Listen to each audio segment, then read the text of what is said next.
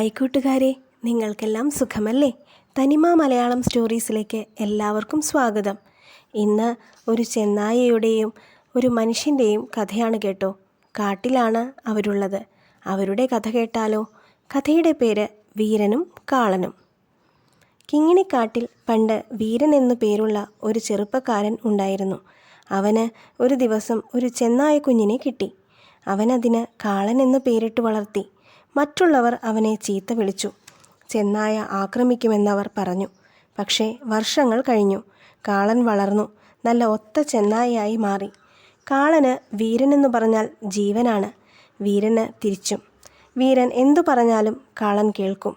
അങ്ങനെയിരിക്കെ കാട്ടിലൊരു പ്രശ്നം. സന്ധ്യ ആവാറായി. കാട്ടിൽ പഴം പറിക്കാൻ പോയ ഒരു കുട്ടിയെ കാണാനില്ല. അവന് പ്രായം 7 വയസ്സ്. എല്ലാവരും കൈയൊഴിഞ്ഞു. ഇനി കുഞ്ഞിനെ തിരിച്ചു കിട്ടില്ല.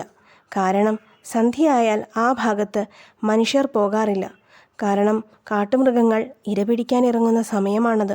ഇതുകേട്ട് വീരൻ കാളനെയും കൂട്ടി അവിടേക്ക് ചെന്നു. അവർ അവിടെ ചെന്നപ്പോൾ പേടിച്ചു വിറച്ചിരിക്കുന്ന കുട്ടി. ചുറ്റും ഒരു കൂട്ടം മൃഗങ്ങൾ അവനടുത്തേക്ക് പാഞ്ഞെടുക്കുന്നു. വീരൻ വേഗം കുഞ്ഞിനെ വാരിയെടുത്തു.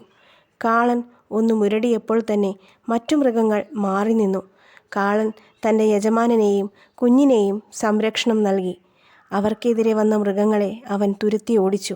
അങ്ങനെ അവർ കുട്ടിയെയും കൊണ്ട് തിരിച്ച് അവർ താമസിക്കുന്നിടത്തേക്കെത്തി. അപ്പോൾ അവിടെയുള്ളവർ അവനോട് നന്ദി പറഞ്ഞു. അന്നു മുതൽ കാളൻ അവിടെയുള്ളവരുടെ കണ്ണിലുണ്ണിയായി മാറി.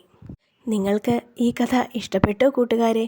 ഇഷ്ടപ്പെട്ടുവെങ്കിൽ ലൈക്ക് ചെയ്യാനും സബ്സ്ക്രൈബ് ചെയ്യാനും ഷെയർ ചെയ്യാനും മറക്കരുതേ. മറ്റൊരു കഥയുമായി മറ്റൊരു ദിവസം കാണാം.